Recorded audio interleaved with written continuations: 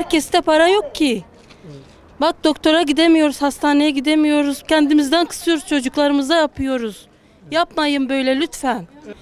Yani bir ekmek alamıyoruz. 4 tane almak zorunda kalıyoruz. Bize yetmiyor yani. 4 tane ekmek kimseye yetmiyor. Bir de çok kuyruk olduğu için ekmek de yetmiyor.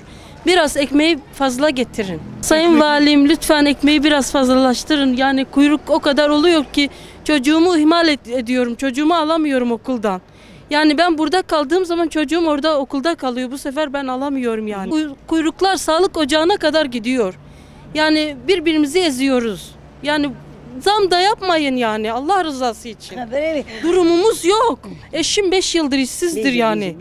نان خلاص به قريزة كاكا كازنكا إير بكرة كازنكا نين بكرة بلا نان كين بكين بلا أشياء كين بكين أم فقيرين bu kadar bira berdane pinaka nan ki çekin bakın piş kargını bu ne bilen erzan bike bila zabji bila kulva kadici çek kezo خلاص mı ye gençten haber mara am pidi kabini nadın mı bejami çekin كدجي بن بلا كدجي بن داين بالبناني زعبينا زعبينا زعبينو بلا كمجي بكي بلاني بين دم مليونا شما نايم بكرين امتين اخن انا ام كوكين Başımıza ne geliyorsa bizim suçumuzdu. Bak ben yaklaşık 1 aydır cildiye doktorundan mesela randevu alamıyorum. Randevu alamıyorum. Hep arıyorsun şu anda sözde uçuşa geçmişiz ama doktor yok. Vallahi ben isterim ki şu an ekmeğin fiyatı 10 milyon olsun. Ben isterim ki inşallah 10 milyon olur. Ben istiyorum bunu çünkü insanlarımız hak ediyor. Eğer ki biz bir şeye tepki gösteremiyorsak artık buramıza kadar geldi.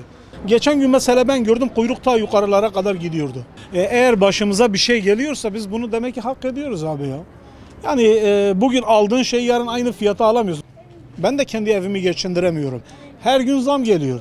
Bak bizimki mesela şu an bizim normal fırınlarda ekmek 6 lira oldu. Sürekli kuyruklar doluyor demek ki yeterli değildir.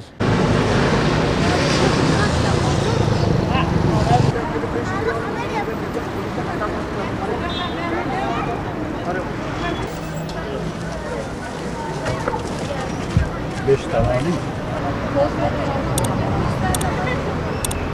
Kaç aldık bize böyle abi?